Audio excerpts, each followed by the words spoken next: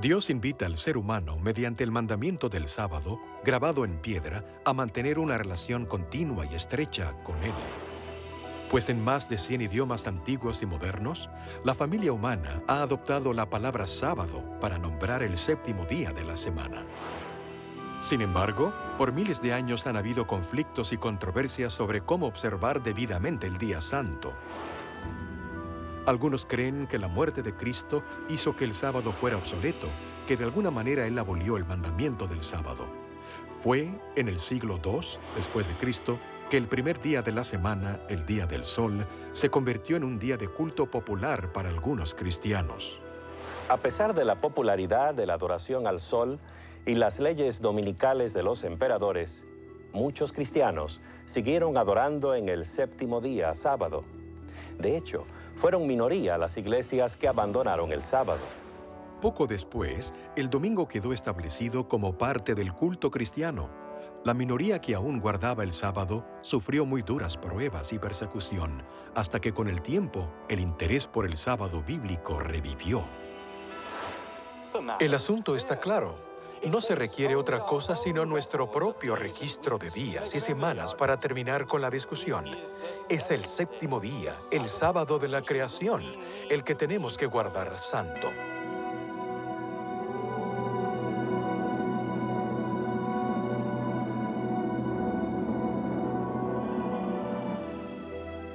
Bien, aquí continúa el episodio final de la historia del sábado, un santuario en el tiempo.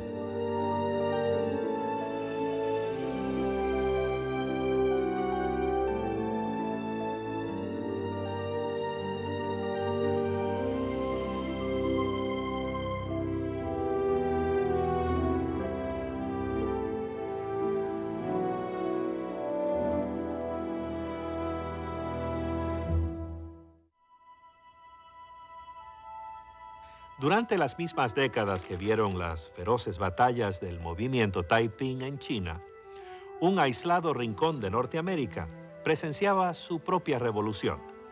La historia es bien conocida por todo el valle del río Kobuk y el territorio adyacente. Allá por mediados del siglo XIX, por esos lares, vivía un indígena o inupiat llamado Manilik, hombre tranquilo y poco amigo de la ostentación, conocido como el profeta esquimal. Su historia ha perdurado de generación en generación. Una vez, cuando Manilac era muchacho, estaba buscando sus serpientes. Vio un lugar para descansar, entonces fue ahí y se sentó sobre un madero. Luego oyó algo extraño como Tatakiek. Tatakiek sonaba así. Significa padre e hijo, padre e hijo. Fue muchas veces al mismo lugar y oyó lo mismo una y otra vez. Otra palabra más, Isrumik Sukti, fuente de la inteligencia, fuente del pensamiento. Oyó eso una y otra vez. Decía muchas cosas extrañas y la gente pensaba que tal vez él estaba loco, pero era sabio, más sabio que Afatkuk, los chamanes. Alguna vez habló de gente extraña que vendría de lejos, toda de blanco. Y luego decía, van a traer libros y la gente va a comprender estos libros y va a saber de Dios. Hablaba de canoas que volarían en el cielo, de gente que iría en canoas sobre las aguas sin remar. Por eso pensaban que estaba loco. Los chamanes pienso que tenían miedo de él o tal vez estaban celosos porque él siempre rompía sus tabúes. Una vez en Kotzebue, 2 de ellos querían deshacerse de él. Él les dijo, puedo tragarlos a los 2, pero no lo hizo. Ellos quisieron destruir su espíritu mientras dormía, pero su luz interior era muy brillante, no podían acercarse. Otra cosa, hablaba de reposar en el séptimo día. Ponía un poste enfrente de su carpa cada séptimo día y decía, en este día yo descanso. La gente decía, ¿por qué descansas? Eres un flojo, por eso no estás haciendo nada. Él les respondía que vivía por los mandamientos del abuelo. Abuelo, eso significa Dios. Es cierto. Después de su muerte, perdura el impacto del mensaje y el ejemplo de Manilik. Roberto Muluk, director ejecutivo de la comunidad nativa Nurvik, vive y trabaja en el valle del río Kobuk. donde trabajara Manilik. Ciertamente, Manilik estuvo allí e hizo algunas predicciones de que en el futuro los esquimales tendrían la capacidad de volar en el aire en algún tipo de máquina. No sabía cómo iba a ser, pero sabía que tan solo se necesitaría estar sentado mientras se volaba. La otra predicción la hizo mientras estaba sentado en un bote diciendo: algún día usted va a estar sentado en este bote aquí sin poner ningún esfuerzo, pero va a estar moviéndose velozmente. Además de predecir el futuro, a Manilik le preocupaba la vida cotidiana de su pueblo. Temiendo el siniestro poder de los chamanes, esquimales que vivían bajo los diversos tabúes que prevalecían en su cultura, Manilik vio que eso hacía que la vida se les hiciera innecesariamente difícil. Se dedicó entonces a debilitar la influencia de los chamanes, enseñándole a la gente que no era peligroso ignorar los tabúes. Y no se limitó a hablar, sino que dio el ejemplo, quebrantándolos públicamente él mismo. Un tabú particular era que no se podía comer cierto tipo de fresa silvestre en el verano. Entonces él iba donde ellos para decirles que por qué tenían miedo de comerlo. Luego él comía algunas fresas silvestres y les decía que no le pasaba nada. Así todos le miraban por largo tiempo esperando cuándo moriría, pero no le pasaba nada. Una y otra vez comprobó que había un poder mayor que el de los chamanes. Cuando los confrontaba, los brujos se daban cuenta de que estaban ante una fuerza superior, pero él se apresuraba a confesar que su sabiduría y protección venían de arriba, de alguien que él llamaba el abuelo. Era el abuelo quien le concedía poder sobre los chamanes. Era el abuelo quien le mostraba el futuro. Era el abuelo quien le indicaba cómo enseñarle a su pueblo a vivir sin temor. Y fue también el abuelo quien le enseñó a reposar el día sábado. La historia de Manilik es solo una entre muchas que cuentan de individuos que han aprendido acerca del sábado sin haber leído nunca una Biblia ni visto a un misionero. Otro relato llega hasta nosotros de un remoto rincón de la selva tropical sudamericana. Hace unos 100 años, Aucua, el jefe de un poblado indio, tuvo un sueño asombroso, el cual transformó su vida.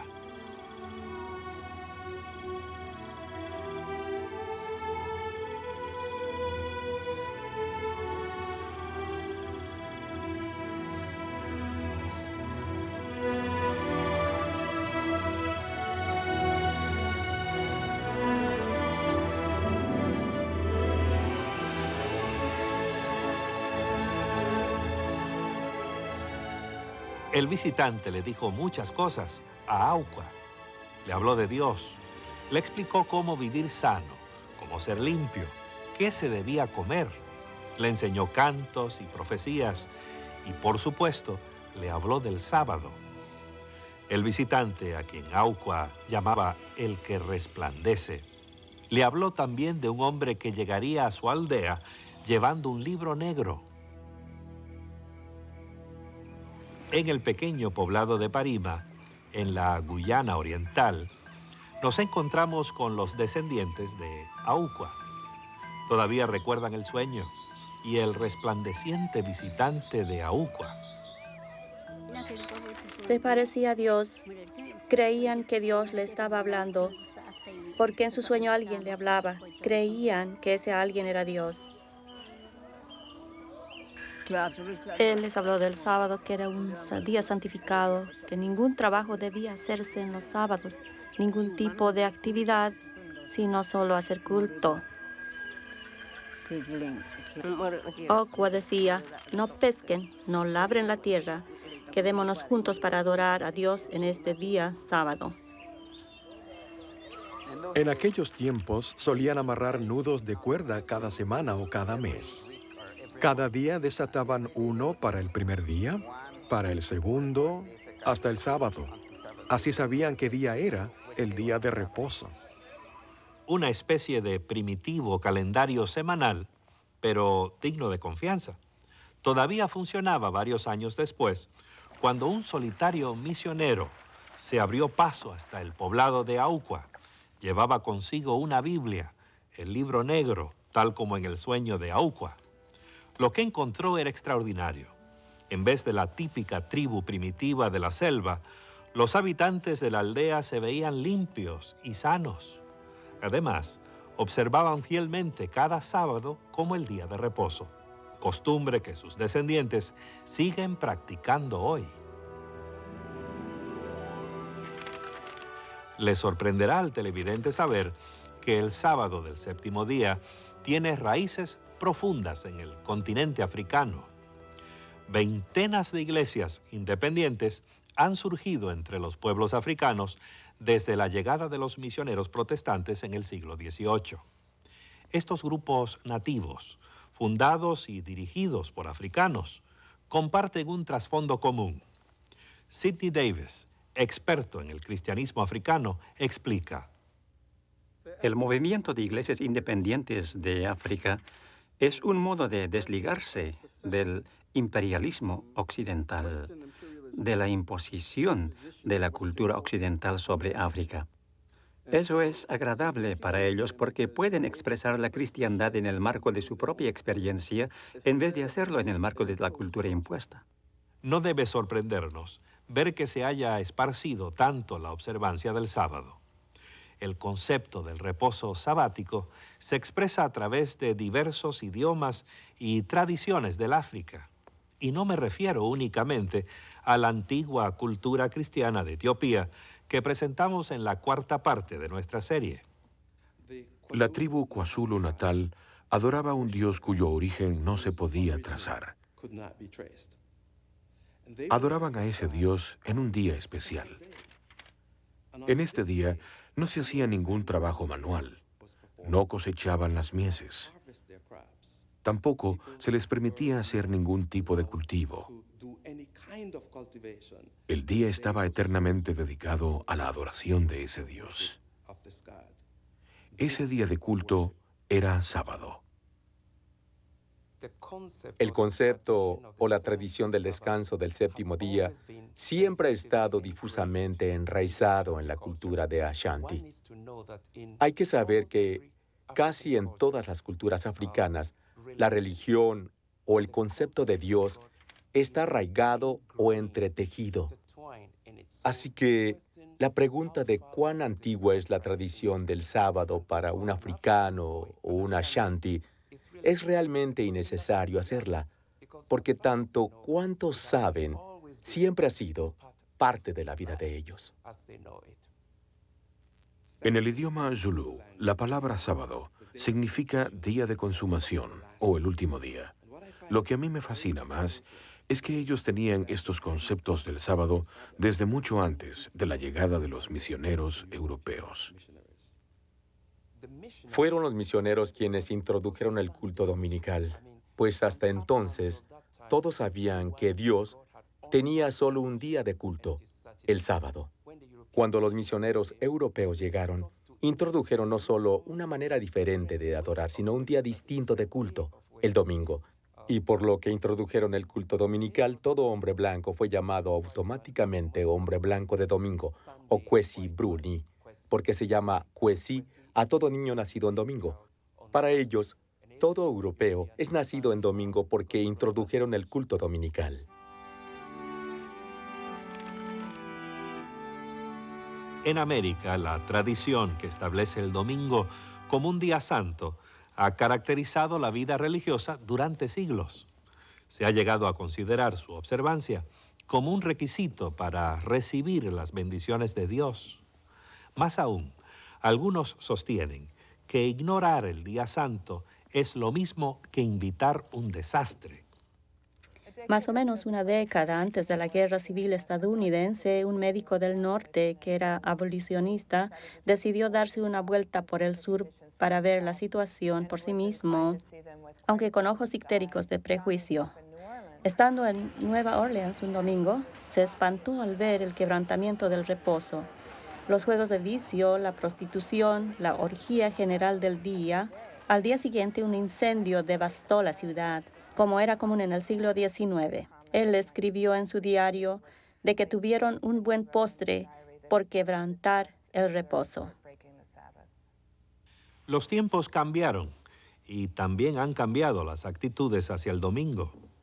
A medida que la industria se volvió más mecanizada y las leyes laborales fueron limitando la extensión de la semana laboral, la gente se aficionó al lujo que significaba tener tiempo libre. El domingo se fue convirtiendo progresivamente en un día para hacer lo que a cada uno se le antoje. Y eso ha traído problemas. El problema era que se ponía la marca del dólar al domingo por causa del feriado y recreación. Vale decir que las actividades recreativas de los juegos deportivos, los teatros, los parques recreacionales, todas las actividades recreativas resultaban muy lucrativas y muchos empresarios lucraban de esas actividades. Consecuentemente, estaban lucrando del día de reposo. Según muchos líderes religiosos, la secularización del domingo es un paso gigantesco en la dirección equivocada. Surgieron voces fuertes e influyentes que exigían más leyes que limitaran la actividad comercial y aún la conducta privada en el domingo. Esos esfuerzos por proteger el domingo continúan aún hoy, apoyados, por ejemplo, por la Alianza para el Día del Señor. La Alianza del Día del Señor tomó esta posición porque creía que el descanso del sábado, el reposo, existía desde antes de nuestras comunidades religiosas, inclusive del mismo judaísmo. Hace tiempo, cuando se formó la Alianza para el Día del Señor, el tema de las leyes dominicales despertaba a controversias. En mayo de 1888, el senador Henry Blair de Nueva Hampshire propuso legislación destinada a limitar las actividades seculares en domingo, dentro de, por supuesto, la jurisdicción del gobierno de Estados Unidos. El senador Blair dejó bien claro que el propósito de su proyecto de ley era preservar el primer día de la semana como día de reposo y observancia religiosa. La legislación fue enviada al Comité de Educación y Trabajo del Senado, del cual Blair era presidente. Entre los que presentaron objeciones a la legislación propuesta estuvo Alonzo T. Jones. Señor, usted puede hablar de la fuerza de la mayoría en asuntos sociales y civiles, pero no existe ninguna mayoría que pueda dictaminar la religión del hombre. No en esta nación, no bajo nuestra Constitución. Señor Jones, usted no parece reconocer la responsabilidad del Estado de velar por el bienestar de la sociedad. Senador, es usted quien no reconoce la clara distinción entre la responsabilidad del hombre con el Estado y su deber hacia Dios. Lo primero debe acatarse bajo la fuerza de la ley. Lo segundo debe ser cumplido solo bajo la fuerza del amor. Y eso, libre y voluntariamente. Ninguna ley puede regir el amor. La ley del Estado debe proteger a la gente para que cumpla con su deber hacia Dios. Nuestra ley dominical está escrita para preservar el Día del Señor, que es un beneficio para el pueblo. Es un buen objetivo, senador Blair, pero completamente innecesario. Nuestra Constitución ya reconoce los derechos de la gente respecto a su religión. La ley dominical suya no añade nada sobre nuestras libertades fundamentales, excepto restricciones. Temo, señor, que usted no ve las realidades actuales. Si el hombre que tiene un deber hacia Dios no lo cumple voluntariamente, corromperá la sociedad. Es la ley dominical propuesta la que va a tener una influencia corruptora al emplear fuerza y coerción para hacerla cumplir. Al contrario, el efecto esperado es que no encarezca el reposo. Si los hombres no están de acuerdo en honrar el Día del Señor y si no restringimos sus acciones por la ley civil, entonces hollarán los derechos de quienes honren y observen ese día como santo para el Señor. Con todo respeto, senador, ¿no ve usted que su proyecto de ley va a permitir pisotear los derechos de las minorías religiosas? ¿Quiere usted volver al tiempo del oscurantismo cuando la Iglesia y el Estado se unieron para forzar a la gente a violar su conciencia y someterla a la religión oficialmente establecida? Señor, esa es una comparación sin mérito. Nuestra ley dominical es para beneficio de toda la sociedad. ¿Acaso no es una función legítima del Estado legislar en favor del bien común? El bien común que usted valora tanto no se efectúa restringiendo los derechos de la conciencia de uno a fin de ampliar los derechos de otro. Se efectúa mejor por las libertades sobre las cuales esta república fue fundada. La coerción religiosa auspiciada por el Estado desprecia la intención de los fundadores. Esta ley hace una exención para aquellos que desean adorar en otro día, como los judíos, los bautistas del séptimo día, ustedes los adventistas del séptimo día que observan el sábado. ¿Cuál es el problema? El problema es... Justo esta mañana la señora Bayham de la Unión Femenina de Temperanza Cristiana se dirigió a este comité en apoyo de tal exención. Ella consultó con los representantes de los 9 diferentes grupos que observan el sábado en vez del domingo. ¿Sabe cuántos aprobaron tal exención? Todos. Todos sin excepción.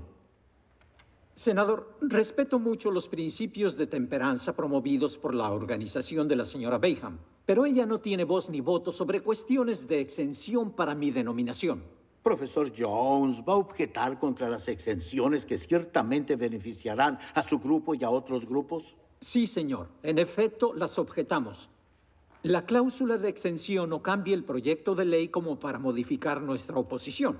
El principio es, senador, que si la ley fuera justa y perfecta, la exención no sería necesaria. Además, una cláusula de exención no es otra cosa sino una cláusula de tolerancia encubierta. La tolerancia no es libertad, es simplemente una forma de condescendencia, la mayoría teniendo paciencia con las opiniones y convicciones de la minoría. Nuestra Constitución no garantiza la tolerancia, sino los derechos de nosotros, los ciudadanos estadounidenses.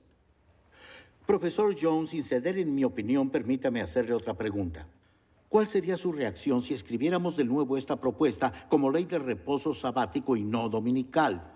Supongo que usted tomaría una posición diferente. Al contrario, senador, toda ley que intenta forzar la conciencia es abiertamente anticristiana y anticonstitucional por naturaleza.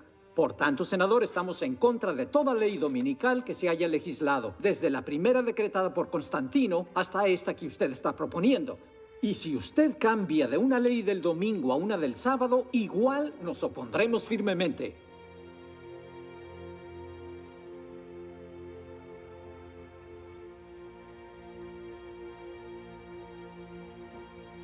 La ley propuesta por el senador Blair nunca trascendió su comité, pero ya existían muchas otras leyes dominicales llamadas leyes azules.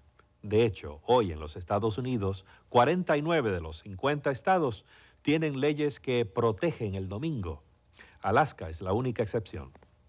Pero el solo hecho de que existan esas leyes no significa que el tema haya quedado cerrado. Las leyes dominicales estatales fueron cuestionadas por las provisiones de la Constitución, tanto federales como estatales, incluyendo el debido curso legal, igual protección, violación de la separación de Iglesia y Estado y la violación de la libertad religiosa. En general, dichas leyes han sido sostenidas por las Cortes estatales. En 1961, la Corte Suprema de los Estados Unidos consideró 4 casos diferentes que desafiaban la posición constitucional de las leyes dominicales. Los abogados de libertad religiosa esperaban reconocimiento judicial de que estas leyes, debido a su contenido religioso, son inconstitucionales. En el caso McGowan versus Maryland, uno de los 4 casos, la Corte observó que era obvio que dichas leyes tenían origen religioso, porque trataban del Día del Señor, del reposo, de toda gama de cuestiones, términos y razones religiosas.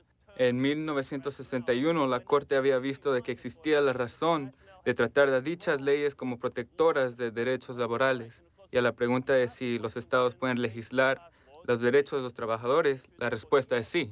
Con tantas leyes azules en los códigos del país, es justo preguntar por qué se oye tan poco acerca de su aplicación.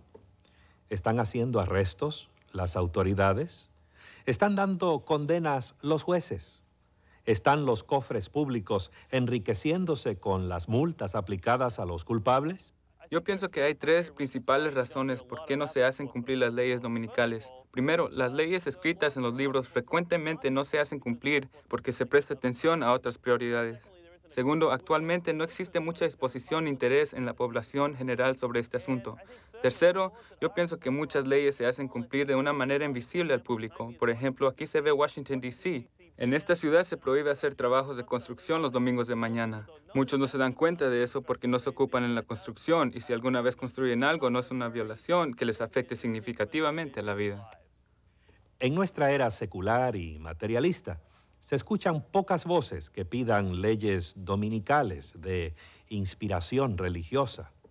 Hasta la Alianza del Día del Señor, que es una organización sólida a favor del domingo, está de acuerdo con ello. La historia de la Alianza del Día del Señor ha sido en el pasado la de mantener o tratar de mantener las leyes dominicales en los Estados Unidos. Hemos llegado a un punto donde sentimos que esto es una aproximación retrógrada.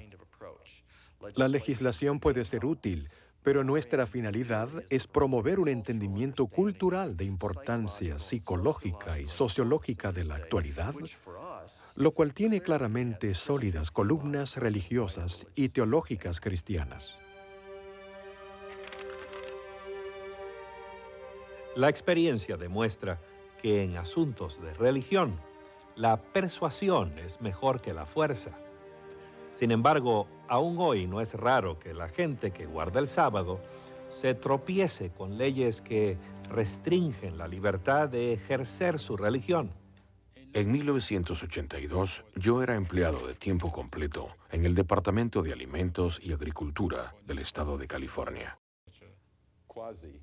Quasi había solicitado la posición de inspector de la planta de cuarentena en el Departamento de Agricultura de California. Él fue nombrado para el puesto y decidió darse una vuelta por el lugar antes de presentarse al trabajo. Cuando llegué, supe que había sido puesto en lista para trabajar en sábado. Entonces, llamé la atención del supervisor sobre este asunto. La persona que estaba a cargo de esa localidad le dijo, si no estás dispuesto a trabajar en los sábados, yo no voy a dar curso a tus documentos y el Departamento de Agricultura no te va a emplear. Yo me puse en contacto con el Consejo de Iglesia y Estado, el cual nos ayudó a apelar al Departamento de Alimentos y Agricultura del estado de California en procura de resolver este asunto mediante un proceso administrativo. Pero el estado de California no nos prestó atención y me quitaron el nombramiento. Después de un tiempo substancial, estuvimos en juicio, lo cual duró varios días. Y finalmente, por desgracia, el juez dictaminó contra él, lo cual es usual para los guardadores de sábado. Inmediatamente elevamos una apelación al 9º Circuito de Apelaciones Judiciales. El asunto fue finalmente elevado ante 3 jueces del 9º Circuito y ellos fallaron en su favor, invalidando la decisión del juez anterior. El estado de California se disgustó y solicitó una revisión por la Corte Suprema de los Estados Unidos, la cual no aceptó la apelación. Por tanto, la decisión del 9º Circuito era buena, tanto para Quasi como para la necesidad de amparar las creencias religiosas. Desde su comienzo hasta el final del pleito, pasaron 17 años. Nosotros seguimos adelante porque creímos que estábamos haciendo la voluntad de Dios y porque creímos que otros podrían beneficiarse de nuestras penas.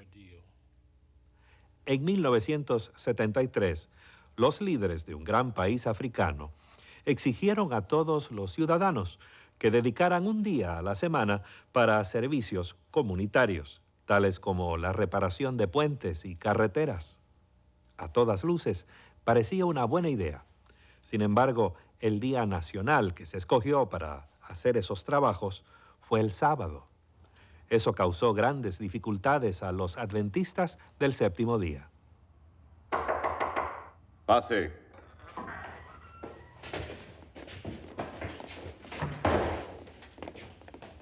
Señor, aquí está Gideón Kidenda. Sí, Kidenda. Gracias por venir, ciudadano Kidenda. ¿Dónde lo hallaron? ¿Qué estaba haciendo? Estaba en su iglesia junto con los otros, 50 o 60 personas. Él estaba al frente orando. Nosotros éramos solo 2, así que no pudimos traerlos a todos. Tratamos de hacerle entender para que él les dijera que se fueran de la iglesia. ¿Y ellos están todavía en la iglesia? Sí, primero quisieron seguirnos. Les dijimos que se fueran a trabajar, pero se fueron directo a la iglesia. Bien. Ciudadano Kidenda, dime, ¿qué viste afuera mientras mis hombres te traían? Gente trabajando. Exacto. Están rellenando los huecos de los caminos, están deshiervando y cortando arbustos. Ellos trabajan aquí y otros en todo el país están haciendo lo mismo. ¿Sabes por qué? ¿Por qué la gente en todo el país está trabajando en su comunidad hoy? Día Nacional de Trabajo. Así que, ¿sabes que es Día Nacional de Trabajo? Hoy y todos los sábados del año es Día Nacional de Trabajo. Pero por alguna razón no estás con tus compañeros ciudadanos trabajando para el bien de tu comunidad y tu país. Más bien estás en la iglesia. Yo estoy dispuesto a dar servicio a mi país. En cualquier otro día. Escoja el día y yo lo haré. Una silla. Siéntate, por favor. La ley de la nación dice que el sábado es el Día Nacional de Trabajo. Así que ese es el día cuando trabajaremos en la comunidad. Eso te incluye a ti y a toda la gente en tu iglesia. Tú eres su líder. Tienes que decirles eso. Aunque les diga, no van a hacerlo. No en sábado. El sábado es día de reposo para Dios. Diles que ahora eso ha cambiado. Que adoren a Dios en otro día. No puedo cambiar el día. El sábado es reposo de Dios, no mío. Es su mandamiento que lo guardemos. No puedo cambiarlo. Escúchame, Kidenda. Haz que tu gente se comporte como buenos ciudadanos o tú tendrás que pagar las consecuencias. Esta magulladura en tu cara será apenas una picadura de mosquito. Llévenselo y enciérrenlo. Señor, véame. Estos hombres me han golpeado. Mi sangre está en mi camisa y en sus manos. Me podrán golpear otra vez, tal vez matarme. Pero eso no va a cambiar nada. No puedo decir a los miembros de mi iglesia que quebranten la ley de Dios. Ya veremos, Gideón Kidenda. Ya veremos eso.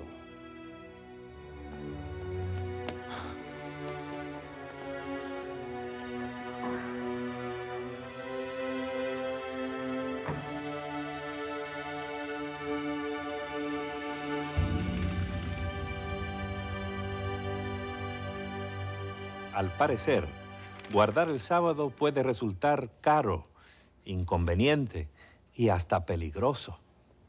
A raíz de todo esto, resulta sorprendente notar cuántos cristianos hay que guardan el sábado hoy. El directorio de grupos que observan el sábado, publicado por la Asociación del Sábado Bíblico, contiene más de 400 iglesias y denominaciones que guardan el sábado. Uno de ellos es la Iglesia de Dios del Séptimo Día, con sede en el estado de Colorado, que tiene una feligresía mundial de cerca de 200,000. El reposo del séptimo día es importante para nosotros como denominación por causa de habernos comprometido a ser bíblicos, una congregación basada en la Biblia.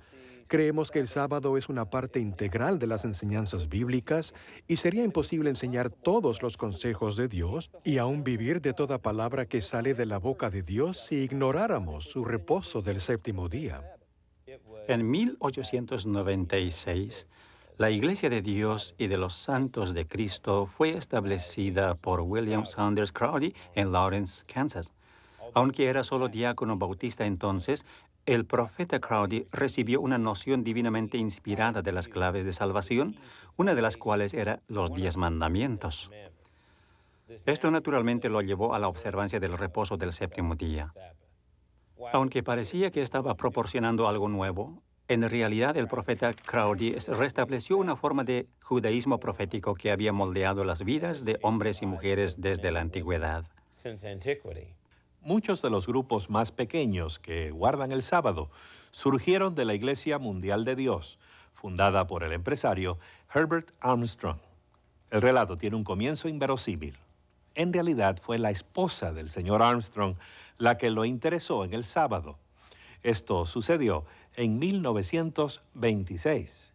En Eugene, Oregon, una vecina convenció a la esposa del señor Armstrong de que debía guardar el reposo del séptimo día. La vecina le probó esto por la Biblia. Cuando ella le habló de esto a su esposo, Herbert, él se encolerizó, se enojó tanto que en cierto punto de la discusión le dijo a ella que se divorciaría si continuaba en este tipo de fanatismo. Como lo llamó, ella dijo, en vez de divorciarme, ¿por qué no lo averiguas y ves si estoy en lo cierto o no? Herbert Armstrong no se divorció de su esposa. Al contrario, aceptó su desafío y pasó varios meses investigando el tema en una biblioteca cercana. Para su sorpresa, no pudo contradecirle. Se sintió arrinconado y solo pudo llegar a la única conclusión de que el sábado, el séptimo día, es el día bíblico de reposo. Este llegó a ser el distintivo de la iglesia que fundó. Herbert Armstrong murió en 1986. La nueva directiva de la Iglesia Mundial de Dios llevó a la denominación hacia un rumbo distinto, más en línea con la mayoría del mundo cristiano, que incluía el cambio de su día de adoración por el domingo. Estas alteraciones costaron a la iglesia cerca de la mitad de su feligresía. Vemos un cuadro distinto en los adventistas del séptimo día, que son los preeminentes observadores del sábado. La feligresía mundial asciende a 13 millones, esparcidos en unos 200 países, y está creciendo con rapidez. Hay más de 54,000 congregaciones adventistas del séptimo día en todo el mundo, y cada semana se agregan 30 nuevas. Aunque su teología está arraigada firmemente en la tradición protestante, los adventistas del séptimo día han sido el objeto especial de la crítica, debido a su compromiso inflexible de observar el sábado bíblico. Algunos oponentes lo ven como una negación de la libertad cristiana en Jesús.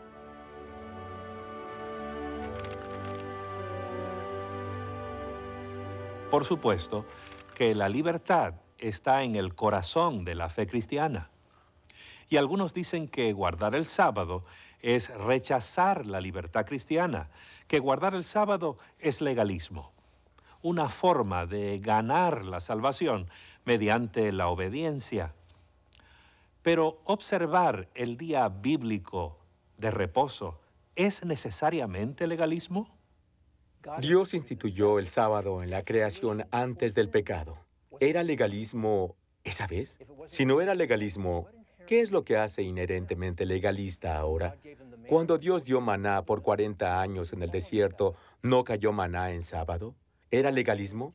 Cuando Dios dio los 10 mandamientos, ¿eran legalistas esos 10 mandamientos? ¿Estaba Dios forzando a un código legalista? No, no estaba. La obediencia no es legalismo. La obediencia puede ser nuestra expresión de amor y gratitud a Dios por su gracia y salvación. Ahora bien, algunos teólogos cristianos insisten que la salvación está basada en las promesas de Dios, en su pacto, y no en nuestra conducta. Dicen que guardar el sábado en obediencia al mandamiento no es necesario. Los adventistas, que también creen que la salvación depende en las promesas y el pacto de Dios, consideran, sin embargo, el día de reposo bíblico como otra bendición que el mismo Dios le ha concedido a la humanidad desde el Edén. En toda la Escritura, el pacto se presenta como una experiencia de reposar en Dios. Dios quiere que su pueblo confíe en Él y le otorga las provisiones que ha declarado en su pacto. Entonces podemos descansar y estar seguros en Dios. Cuando estamos fuera de este pacto de comunión con Dios, nos preocupa nuestra salvación, nos preocupa nuestro futuro, lo que sobrevendrá. Por lo contrario, dentro del pacto tenemos un descanso y una confianza completos en Dios. El sábado simboliza ese reposo.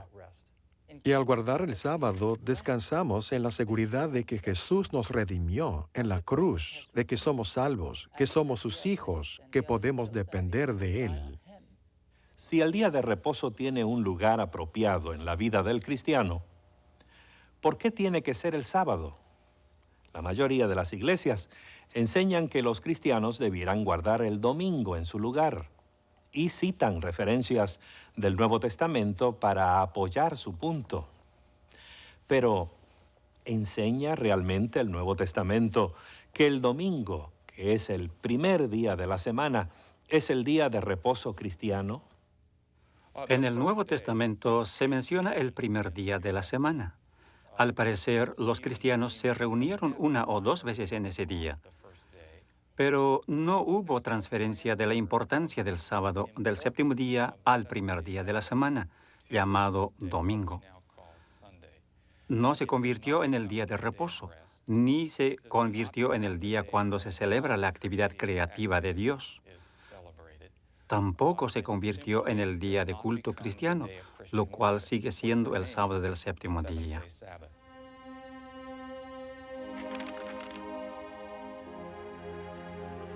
Según los registros bíblicos, las tablas de piedra donde Dios escribió los 10 mandamientos fueron colocadas en una caja de oro sagrada, conocida como el arca.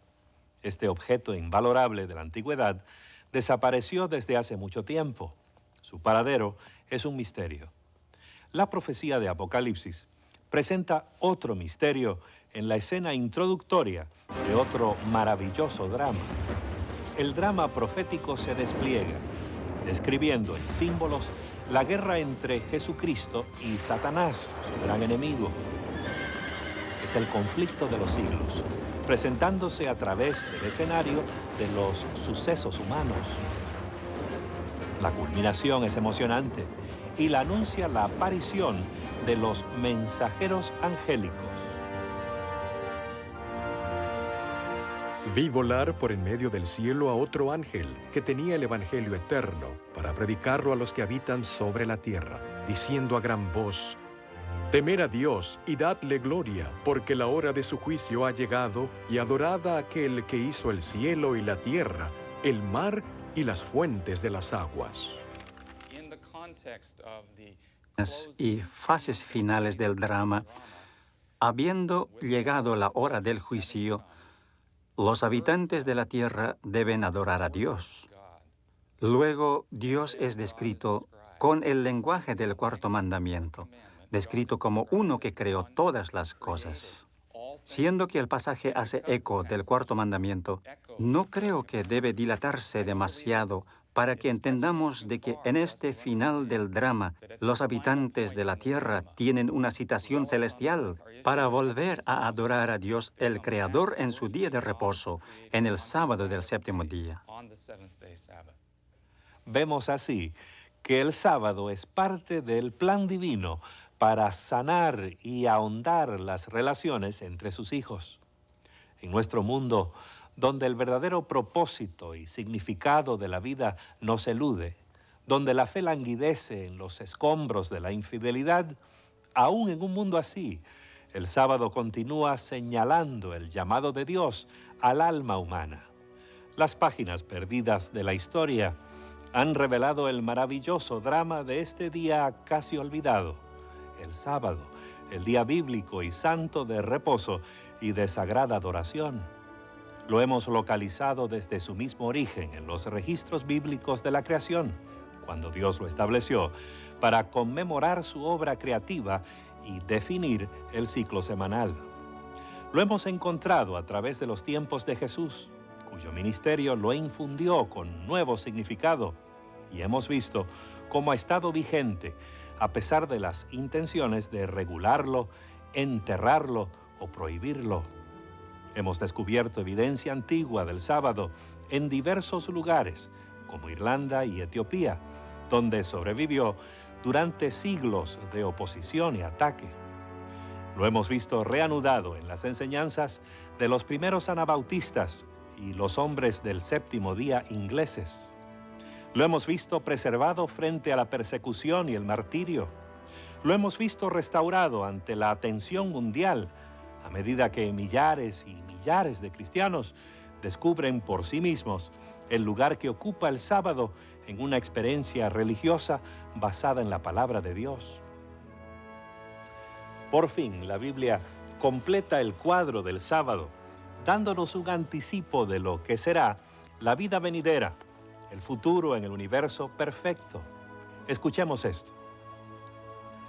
Así como los cielos nuevos y la tierra nueva que yo hago permanecerán delante de mí, de mes en mes y de sábado en sábado, vendrán todos a adorar ante mí, dice el Señor. De modo que el sábado, el memorial de la obra de creación y redención divina, es parte de los designios divinos para el futuro de la raza humana.